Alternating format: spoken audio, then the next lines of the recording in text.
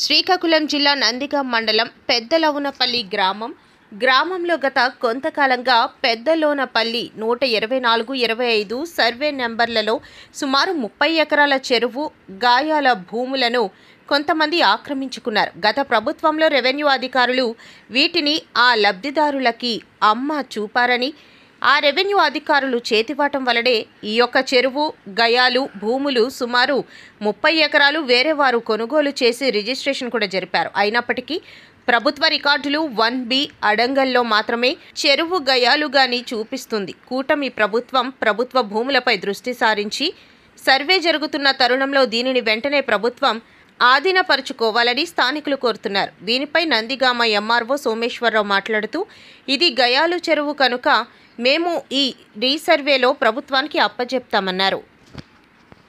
125-126 survey నెంబర్లు అవి యాక్చువల్గా చెరువుగా నమోదు కాబడి ఉన్నాయి ఎస్ఎల్ఆర్లో. అయినప్పటికి కూడాను ఎస్ఎల్ఆర్ కూడా దిద్దుబాట్లు జరిగేవి కొంతమంది రైతుల పేర్లు వచ్చాయి. అలాగే కాకుండా ఈ మధ్యకాలంలో కొంతమంది వ్యక్తులు కూడా దాని మీద కొన్ని రిజిస్ట్రేషన్స్ ట్రాన్సాక్షన్ జరిగాయి. ఆ డాక్యుమెంట్స్ పట్టుకొని వచ్చి మా పేరున ముటేషన్ చేయండి అని అడగడం జరిగింది. అది పర్మనెంట్ రికార్డ్ అయినటువంటి ఎస్ఎల్ఆర్లో చెరువుగా నమోదు కాబడినందున ఇది చేయడానికి అవకాశం లేదని వాళ్ళకి చెప్పడం జరిగింది. తదుపరి దీనికి ఏంటంటే అది చాలా ఎక్కువ ఎక్స్టెంట్ ఉన్నట్టుంది, 2 ఎకరాలు ఎంత ఉంది కాబట్టి దాని మీద ఒక డీటెయిల్ పూర్తి స్థాయి విచారణ జరిపి ఒక డీటెయిల్ రిపోర్టు కలెక్టర్ గారికి త్రూ ఆర్డీఓ పంపించడం జరుగుతుంది. దానిపైన ఇన్స్ట్రక్షన్స్ ప్రకారంగా తదుపరి చర్యలు తీసుకోవడం జరుగుతుంది. సార్, అది మొత్తం కూడా సుమారు 30 ఎకరాల వరకు కూడా ఉంటుంది. 30 ఎకరాలు ఉంది. మనకి ఏంటంటే ఒక 2 ఎకరాలకు సంబంధించి ఒక డాక్యుమెంట్ పట్టుకుని వచ్చారు. మిగతాది కూడా పూర్తి స్థాయిలో దర్యాప్తు చేస్తున్నాం. పూర్తి స్థాయిలో జరిపోయాక దానికి ఒక రిపోర్ట్ పంపించడం జరుగుతుంది. గతంలో పనిచేస్తున్న సర్వేయర్లే చేతివాటంతో దీనిపైన 1 పెంచడానికి ప్రయత్నాలు చేసి ఈ రిజిస్ట్రేషన్లకు గల కారణాలు కూడా బాగా అయ్యారని పెద్ద ఎత్తున కూడా రెవెన్యూ డిపార్ట్మెంట్ నందిగాంకు సంబంధించిన వ్యక్తులు డబ్బులు కూడా చేతులు మారాయంటూ అక్కడ పంచాయతీ వ్యక్తులు కూడా చెప్పడం జరిగింది. పలుమార్లు అక్కడ పంచాయతీ అధికారులు కూడా వారికి నోటీసులు ఇవ్వడం జరిగింది. అది ఇంతకు ముందే చాలా కాలం కింద జరిగింది. ఎస్ఎల్ఆర్లో చూస్తే అవన్నీ చూసాము, అవన్నీ వెరిఫై కూడా చేసాము. చాలా సంస్కృతమే జరిగింది. ఎప్పుడో ఇంచుమించు ఒక 25-20 సంస్కృతమే జరిగినట్టుగా తెలుస్తుంది. ఏదేమైనప్పటికీ కూడా ఇప్పుడు జరిగినా కానీ అది పూర్తిగా అది చెరువు కాబట్టి దాంట్లో పట్టాలు ఇవ్వడం కానీ అలాగని ఎవరైనా కొనటం కానీ అమ్మకం కానీ పట్టాలు ఇవ్వడం కూడా చెరువులు ఇవ్వరు కాబట్టి ఆ డాక్యుమెంట్స్ కూడా ఒకసారి మేము పూర్తిగా పరిశీలించి దీని మీద ఒక పూర్తి నివేదిక సమర్పించి కలెక్టర్ గారు కానీ ఆర్డీఓ గారు కానీ ఇచ్చిన ప్రకారంగా తదుపరి చర్య తీసుకోవడం జరుగుతుంది. సార్, ఎప్పటికీ కూడా అది కొంత ఆక్యుపేషన్ అయితే రోడ్డు పక్కన ఉంది, చాలా వాల్యుబుల్ సైట్ కాబట్టి ఆ యొక్క ఎవరైతే ఆ కొనుగోలు చేసిన వారు గతంలో అయితే రెవెన్యూ సిబ్బంది ఎవరైతే అమ్మకాలు చేశారో వారు కూడా దాటేసే ప్రయత్నం చేస్తున్నారని కూడా పంచాయతీ అధికారులు అయితే చెప్పడం జరిగింది. దాంతో పాటు ఇప్పుడు సుమారు 30 ఎకరాలు ఉంది. కూటమి ప్రభుత్వం కూడా ప్రభుత్వ ఆస్తులను అయితే ఎక్కడెక్కడ అన్యక్రాంతమయ్యాయి, ఆక్రమణలో ఉన్నాయి అవన్నీ కూడా బయటకు తీసే ప్రయత్నాల్లో అదే పంచాయతీరాజ్ శాఖ మంత్రి, ఉప ముఖ్యమంత్రి కూడా దీనిపైన అయితే చర్యలు తీసుకోమని చెప్పి ఆదేశాలు అయితే జారీ చేశారు. అయితే మీరు ఎంతవరకు దానిపైన చర్యలు తీసుకుంటున్నారు?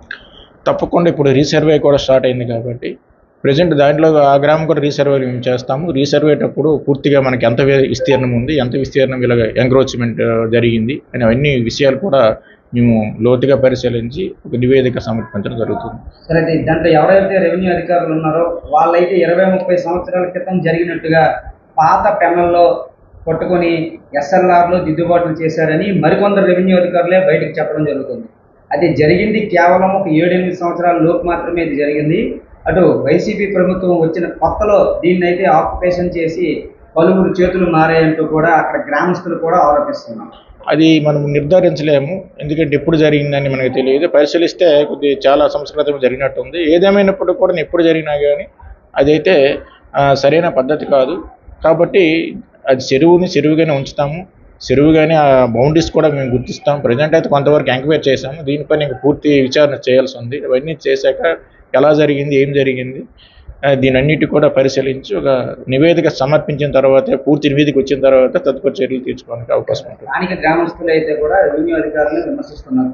రెవెన్యూ అధికారుల వల్లనే మా యొక్క జీవితాలు కోల్పోతున్నాము. గతంలో సర్వేలు అంటూ ఆ ప్రభుత్వం అలా చేసింది. అంతకుముందు చెరువులు అన్యక్రాంతమయ్యాయి. ఈ చెరువుల్ని అమ్మకాలకి భారీ ఎత్తున కూడా సాధారణమైన రెవెన్యూ ఉద్యోగి కోట్లు సంపాదించడానికి గల కారణం ఏంటంటే వాళ్ళ చేతుల్లో కూడా ఈ యొక్క ప్రభుత్వ భూములు ఉండటమే. ఈ ప్రభుత్వ భూముల్ని ఇలా ప్రజలకి అమ్ముకుంటూ కోట్ల రూపాయలు కొలగొడుతున్నారు. ఈ సర్వేలు ఎవరు చేస్తున్నారో వాళ్ళే అవకతవకలకు కూడా పాల్పడుతున్నారంటూ కూడా వారు ఆరోపిస్తున్నారు. ఏమైనా మీ దృష్టికి వచ్చిందా? ప్రెజెంట్ అయితే అలాంటిది ఏం లేదు.